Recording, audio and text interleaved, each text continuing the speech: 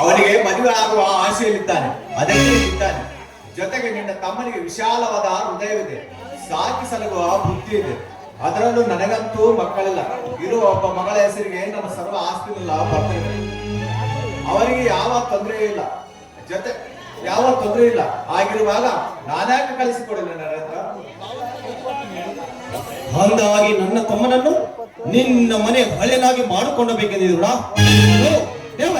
ಅದು ಮಾತ್ರ ಸಾಧ್ಯವಿಲ್ಲ ನನ್ನ ಜಡಪ್ಪ.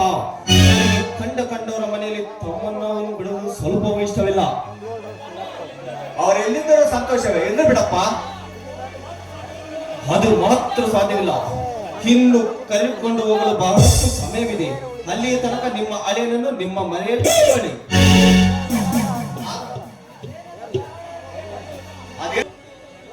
ಹೋಗುವುದು ಬಿಡುವುದು ನನಗೆ ಗೊತ್ತಿಲ್ಲ. ನನಗೆ ವಿಜೇಂದ್ರ ಹೆಸರಲ್ಲಿ ಪತ್ರ ನೋಡಿದ ಕ್ಷಣವೇ ನಿನ್ನ ಮಗಳ ಕೊರಳಿಗೆ ತಾಳಿ ಒಪ್ಪಿಸಿಕೊಳ್ಳಬೇಡಿದರೆ ನಿಮ್ಮ ತಮ್ಮನ ಹೆಸರಿಗೆ ಈಗಲೇ ಬರೆಸಿಕೊಡುವೆ. ಚೈತ್ರ ಚೈತ್ರ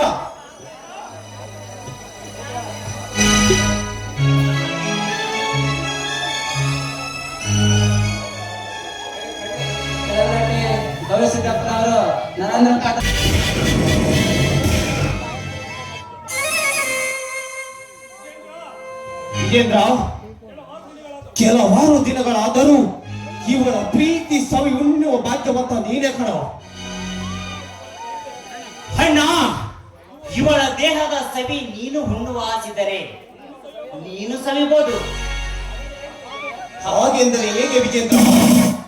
ತಮ್ಮ ಮುಟ್ಟಿದ ಹೆಣ್ಣನ್ನು ಅಣ್ಣ ಮುಟ್ಟಬಹುದೇ? ಹಣ್ಣ ಕುಡದ ಎಂಜಲು ತಮ್ಮ ಕುಡಿಯಲಿಲ್ಲವೇ? ಅದರಂತೆ ನೀನು ಇವಳನ್ನು ಸವಿ ಉಣ್ಣುವುದರಲ್ಲಿ ತಪ್ಪೇನಿಲ್ಲ. ಅಂದರೆ ಇವಳೇನು ನನ್ನ ಸತಿಯೇ? ಸತಿ ಅಲ್ಲದಿದ್ದರೆ ಸುಳ್ಳೆ. ಹೌದಣ್ಣ, ಹೌದು. ಮನಸ್ಸಿಗೆ ಸಾಕಾಗುವ ತನಕ ಸವಿದು ನಂತರ ಬಿಸಾಕ್ತಿ ಬಿಡುವ ಸುಳ್ಳೆ ಇವಳು. ಹೇ ವಿಜೇಂದ್ರ, ನೀನು ಇವಳನ್ನು ಈಗಲೇ ಭೀತಿಗೆಸಿದರೆ ನಾಳೆ ಇವಳ ಆಸ್ತಿ ಅಂತಸ್ತು ನಮ್ಮ ಕೈವಶವಾಗುವುದಿಲ್ಲ. ಅದಕ್ಕೊಂದು ಆ ನಂಜುಂಡಪ್ಪನಿಗೆ ನನ್ನ ತಮ್ಮ ಬೆಂಗಳೂರಿನಲ್ಲಿ ವಿದ್ಯಾಭ್ಯಾಸ ಮಾಡುತ್ತಿದ್ದಾನೆಂದು ಸುಳ್ಳಿನ ಮಾತ್ರ ಜಪಿಸಿದ.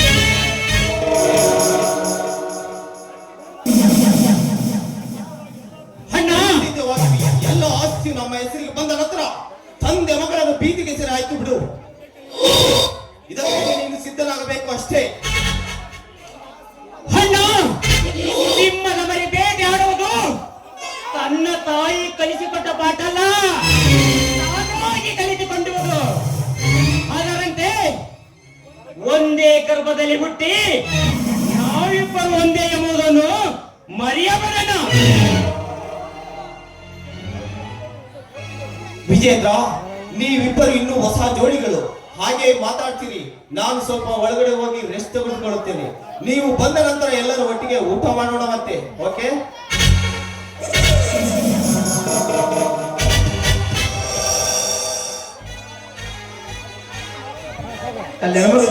ದಾರಿ ಬಿಡು ಮಾರಾಯ.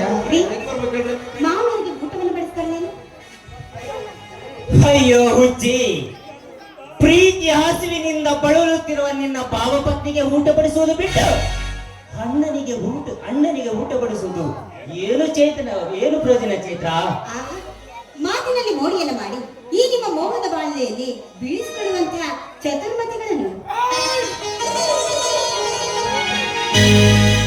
ಮದುವೆಗೆ ಮೊದಲು ಪ್ರೀತಿ ಮಾಡಿ ನಂತರ ಮದುವೆ ಮಾಡಿಕೊಳ್ಳೋಣ. ಈ ಕಲಿಕಾಲದಲ್ಲಿ ನಾವು ಹೀಗೆ ನಗಿನಗಿತ ಬಾಳಬೇಕೆಂದ ನೀವು ಹೇಳೋ ಮಾತು ಸತ್ಯ. ಆದ್ರೆ ನಾನಿಟ್ಟ ಆಸೆಗಳಿಗೆ ಏನು ಕೂಡ ದ್ರೋಹ ಬಗೆಯುವುದಿಲ್ಲ ಅಂತ ನಿಮ್ಮ ಹೆತ್ತವರ ಮೇಲೆ ಆಣೆ ಮಾಡಿ. ಹೆತ್ತವರ ಮೇಲೆ, ಆ ದೇವರ ಮೇಲೆ ಪ್ರಮಾಣ ಮಾಡಿ ಹೇಳುತ್ತೇನೆ ಚಿನ್ನ, ನಿನ್ನ ಎಂದೆಂದಿಗೂ ನಾನು ಕೈ ಬಿಡುವುದಿಲ್ಲ. ಗ್ಯಾರಂಟಿ ಚಿನ್ನ. ನೀವು ಕೂಡ ಎಲ್ಲರಂತೆಯೇ ಅನ್ಸುತ್ತೆ. ಖಂಡಿತವಾಗಿ ನಾನಾಗೆ ಮಾಡಲಾರೆ ಚೈತ್ರ. ನಾನು ಒಂದು ಹೆಣ್ಣಿಗೆ ಮನಸ್ಸುಪಟ್ಟಿದ್ದೇನೆಂದರೆ ಆ ಹೆಣ್ಣನ್ನು ನನ್ನ ಪ್ರಾಣನಾದರೂ ಕೊಟ್ಟು ಪ್ರೀತಿ ಉಳಿಸಿಕೊಟ್ಟುವ ಪವಿತ್ರವಾದ ಎಷ್ಟು ಯಾರು ಪ್ರೀತಿ ಚಿನ್ನ ಇವನು. ಗಡು, ನಿನ್ನಂತ ಪ್ರೀತರನ್ನು ಪಡಿಬೇಕಾದ್ರೆ ನಾನು ಅದೆಷ್ಟು ಜನ್ಮದಲ್ಲಿ ಪುಣ್ಯ ಮಾಡಿದ್ದು ನಿಜವಾಗ್ಲೂ ನಾಲಿಗಾಗಿವೆ.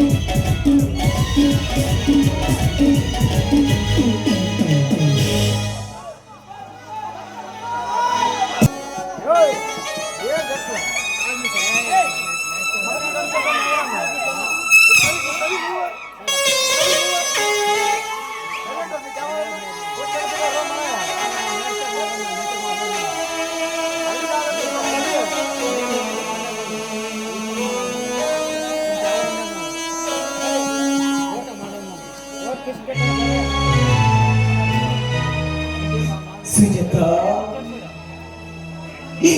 ಸುಜಾತಾ, ಹೆಣ್ಣು ಹೊನ್ನು ಮಣ್ಣು, ಹೆಣ್ಣು ಹೊನ್ನು ಮಣ್ಣು, ಈ ಮೂವರ ಪವಿತ್ರವಾದ ಸ್ಥಾನ ಬಗ್ಗೆ ತಿಳಿಬೇಕಾದರೆ ಈ ನಿಷೇಧೆಯನ್ನು ನಿಲ್ಲಿಸಲೇಬೇಕು. ಅಂದಾಗಲೇ ಮಾತ್ರ ಸಾಧ್ಯ.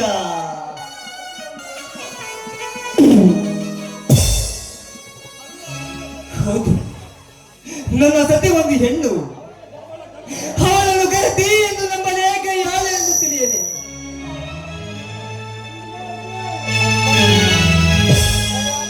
ಇಲ್ಲ ಇಲ್ಲ ಇಲ್ಲ ಇಲ್ಲ.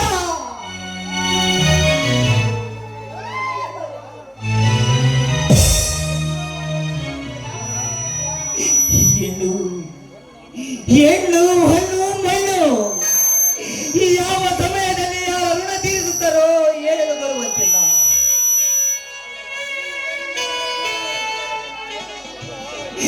ಅಲ್ಲ, ಈ ಹೆಣ್ಣು ಹಣ್ಣಿನ ವಿಚಾರಕ್ಕೆ ನಾನು ಹೇಗೆ ತಲೆ ಕೆಡಿಸಿಕೊಳ್ಳಲಿ? ಮೊದಲು ನನ್ನ ಹೆಂಡತಿ ಗತಿಯೋಯಿತ ಅಥವಾ ದಾರಿ ತಪ್ಪಿದ ಕೈಯಾಳೆಯನ್ನು ಅವಳ ಬಗ್ಗೆ ಆಲೋಚನೆ ಮಾಡಬೇಕಾಗಿದ್ದು ನನ್ನ ಕರ್ತವ್ಯ. ಸುಜಾತಾ,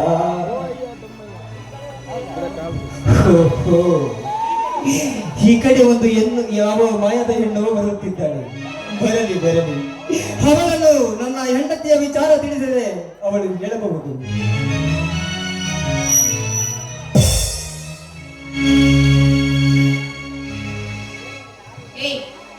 ಯಾರು ನೀನು? ಹೆಣ್ಣು ಓಡಾಡುವ ದಾರಿಯಲ್ಲಿ ಈ ರೀತಿ ಗಂಡು ಗೋಳಿಯಂತೆ ಅಡ್ಡ ನಿಂತಿದೆಯಲ್ಲ, ಬಿಡ ದಾರಿನ.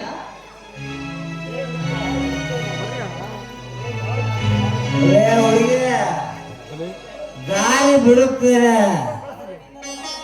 ಆದ್ರೆ ನಿನ್ನಲ್ಲಿ ಒಂದೇ ಒಂದು ಮಾತು ಕೇಳ್ತೀನಿ.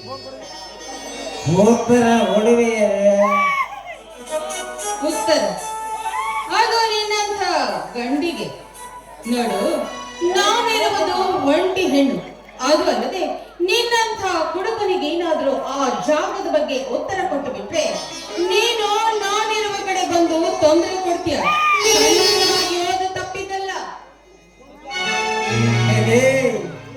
ಎಲೆ ಹುಚ್ಚು ಹೆಣ್ಣೆ, ಹುಡುಕ ನಿಜ ಹೇಳುತ್ತಾನೆ ಕಡೆ.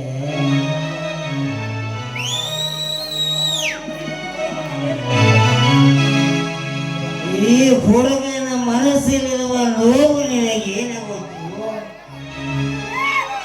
ಏನೇ ಗೊತ್ತು ನಿನಗೆ?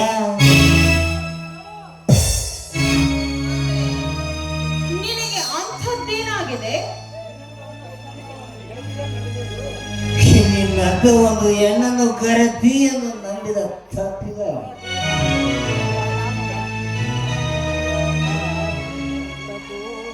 ಅವಳ ಕೊಳ್ಳಿಗೆ ತಾಳಿ ಕಟ್ಟಿದ ತಪ್ಪಿಗಾಗಿ ದುಡಿದು ಹಾಕುವ ಯೋಗ್ಯತೆ ಇಲ್ಲ ಅಂದ ಮೇಲೆ ತಾಳಿ ಏಕೆ ಕಟ್ಟುವುದಕ್ಕೆ ಹೋಗಿದ್ದೆ? ರೇ ಹುಚ್ಚೇನೆ, ದುಡಿದು ಹಾಕುವ ಯೋಗ್ಯತೆ ನನಗಿತ್ತು.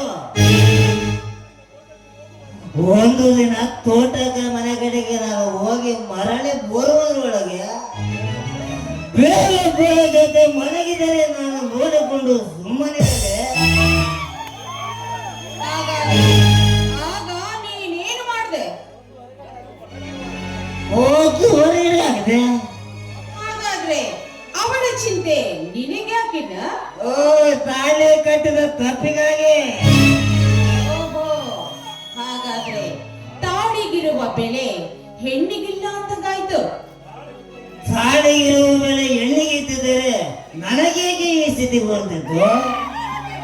ಹಾಗಾದ್ರೆ ಅವಳು ಕಾಮನಾಟ ಆಡುವುದನ್ನ ನೀನು ಕಣ್ಣಾರೆ ಕಂಡಿದ್ದೀಯಾ? ಇಲ್ಲ, ನಾನು ನೋಡಿಲ್ಲ. ಹಾಗಾದ್ರೆ ಅದನ್ನ ನಿನಗೆ ತಿಳಿಸಿದವರು ಯಾರು? ನರೇಂದ್ರ ಮತ್ತು ಸುರೇಂದ್ರ ಹೇಳಿದ ಮಾತನ್ನು ಕೇಳಿದ ಅಷ್ಟೇ. ಓಹೋ, ಏನಂತ ಹೇಳಿದ್ರು? ದಾರಿ ಹಿಡಿದು ಹೊರಟು ನನ್ನನ್ನು ನಿನ್ನ ಸದ್ಯ ಬನ್ನಿ ನನ್ನ ದಾಹ ತೀರಿಸಿ ಎಂದು ಬೀಸಿ ಕರೆದಳು ಅಂತ ಹೇಳಿದ. ಅವರ ಮಾತಿಗೆ ಬೆಲೆ ಕೊಟ್ಟು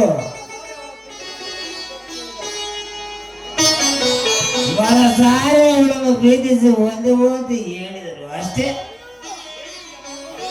ಹೇಳಿಕೆಯ ಮಾತಿಗೆ ಬೆಲೆ ಕೊಟ್ಟು ತಾಳಿ ಕಟ್ಟಿದ ಹೆಂಡತಿಗೆ ನೀನು ಮನೆಯಿಂದ ಹೊರ ಹಾಕಿದೀಯಾ ಸೂಳೆಯ ಪಟ್ಟ ಕಟ್ಟು. ಆದ್ರೆ ನಿನ್ನಂತ ಒಬ್ಬ ಮತಹೀನ ಗಂಡಸನ್ನ ನಾನು ಇದೇ ಮೊದಲನೇ ಸಲ ನೋಡ್ತಾ ಇರೋದು. ಅದು ಹುಚ್ಚು ಗಂಡಸೆ. ಪ್ರತ್ಯಕ್ಷ ಕಂಡರು ಪ್ರಮಾಣಿಸಿ ನೋಡು ಅಂತ ಹಿರಿಯರ ಗಾದೆ ಮಾತನ್ನ ನೀನು ಕೇಳಿಲ್ವೇನು? ನೀನು ಕಣ್ಣಾರೆ ಕಾಣದೆ ಆ ಹೆಣ್ಣನ್ನ ಮನೆಯಿಂದ ಆಚೆ ಹಾಕಿದ್ಯಲ್ಲ, ನಿಜಕ್ಕೂ ನಿಜಕ್ಕೂ ಇದು ಯಾರು ಕ್ಷಮಿಸಲಾರ್ದಂತ ಘೋರ ಅಪರಾಧವೇ ಸರಿ.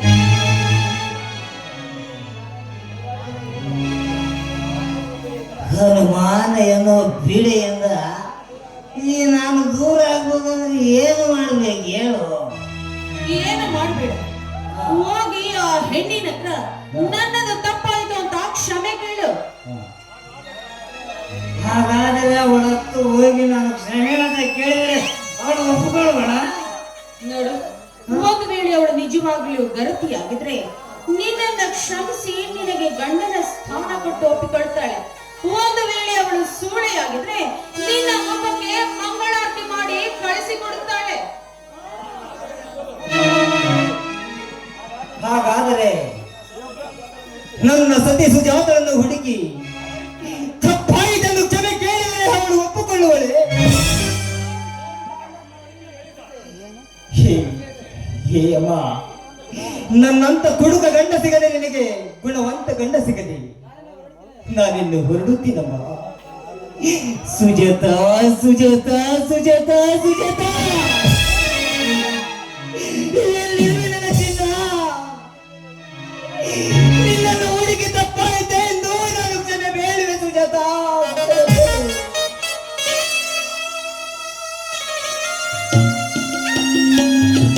ಶ್ರುತಿ, ನನ್ನ ಗಂಡನ ಈ ಘೋರ ಸ್ಥಿತಿಯನ್ನ ನನ್ನ ಕಣ್ಣಿಂದ ನನಗೆ ನೋಡಲಾಗುತ್ತಿಲ್ಲ.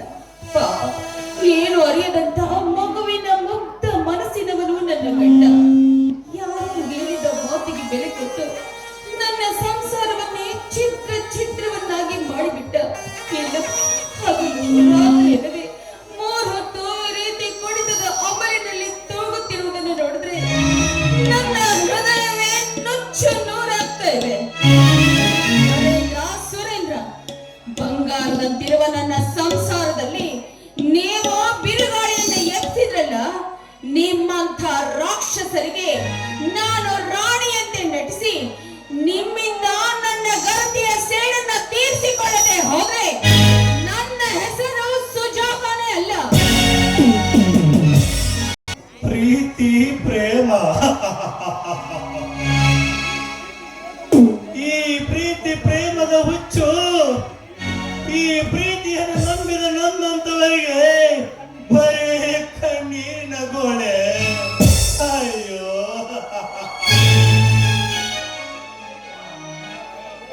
ಚೈತ್ರ, ನನ್ನ ಆಸೆಯ ಅರಮನೆಗೆ ಬೆಂಕಿ ಹತ್ತಿ ಸುಟ್ಟು ಹೋಯಿತೆ ಚೈತ್ರ.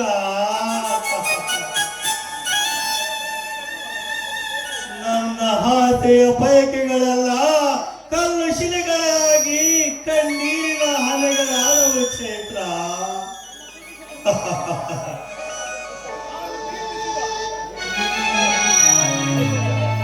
ನಾನು ಪ್ರೀತಿಸಿದ ಚೈತ್ರ ಸಿರಿ ಸಂಪತ್ತಿಗೆ ಆಸೆ ಬಿದ್ದು ಈ ಬಡ ಜೀವಿಯ ಹೃದಯವನ್ನು ತೊರೆದು ಬಿಟ್ಟಿಯಲ್ಲೇ.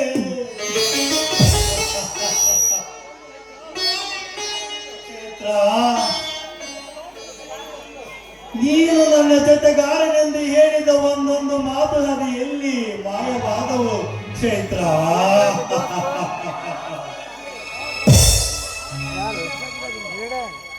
ಆಕಾಶದಲ್ಲಿ ಹಾರಾಡುವ ಹಕ್ಕಿಗಳಂತೆ ಕೂಡಿ ಬಾಳೋಣವೆಂದು ಕೈ ಮೇಲೆ ಕೈ ಹಾಕಿ ಹೇಳಿದ ಮಾತುಗಳು ಬಿರುಗಾಳಿಗೆ ಸಿಕ್ಕಿ ನುಚ್ಚು ನೂರಾಯ್ತೆ ಚೈತ್ರ.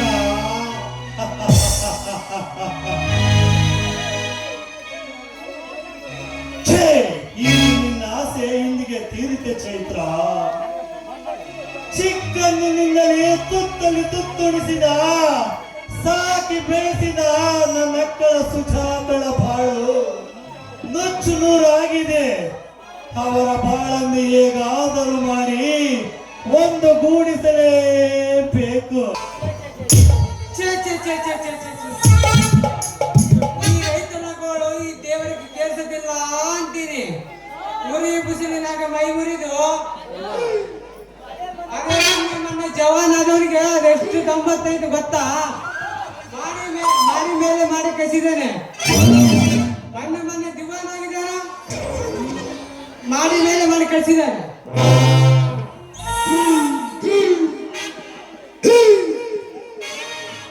ಆಗ ನಾನು ಈ ಬ್ಯಾಸವಾಗಿ ನಂಬಿಕೊಂಡು ಮುಂದೆ ಏನು ಕಳ್ಸಕ್ಕಾಗಲ್ಲ ನನ್ನ ಕೈಲಿ.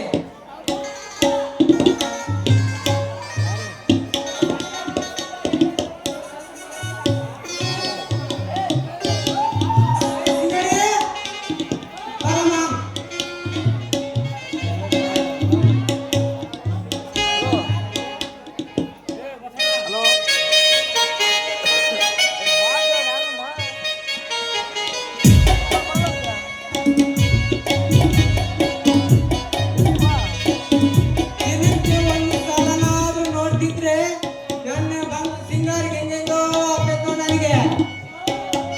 ಇವತ್ತು ಬರೋದನ್ನ ಕಾಯ್ತಾನೆ ಇರ್ತೀನಿ.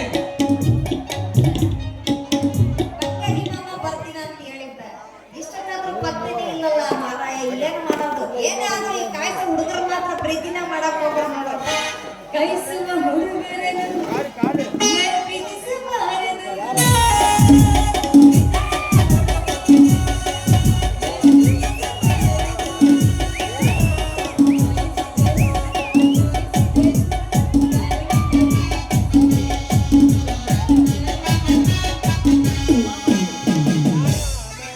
ಇನ್ಯಾರೋ ನಿಂತ್ಕೊಂಡೆ ನಮ್ ಕಡೆ ಕೇಳ್ತಾರೆ. ಏನ್ರಿ ಅಣ್ಣಾರ, ನಮ್ ರೈತರನ್ನ ನೋಡಿದ್ರೇನ್ರಿ ನೀವು? ಇಲ್ಲ ತಾಯಿ, ನಿಮ್ಮ ರೈತರನ್ನ ನಾನು ನೋಡಿಲ್ಲ. ಡಾಕ್ಟರ್ ರಾಜಣ್ಣನ ನೋಡಿದ್ದೀನಿ. ರಾಜ್ಕುಮಾರಿಗೆ ಎಪ್ಪ ನೋಡಿದ್ರು ನೋಡ್ರಪ್ಪ. ಮಾರಾಯ. 30ನೇ ತಾರೀಕಿಂದ ಕಡ್ಲೆ ತಿನ್ಕೊಂತ ಕರ್ನಾಟಕದವರೆಲ್ಲ ಹುಡುಕಿದ್ರು ಸಿಗ್ಲಿಲ್ಲ ರಾಜಣ್ಣ. ನಿನಗೆಲ್ಲ ಕಂಡಪ್ಪ ಅಂತೀನಿ. ಇಲ್ಲಿ ಪಕ್ಕದವರ ರಾಯಾಪುರದಲ್ಲಿ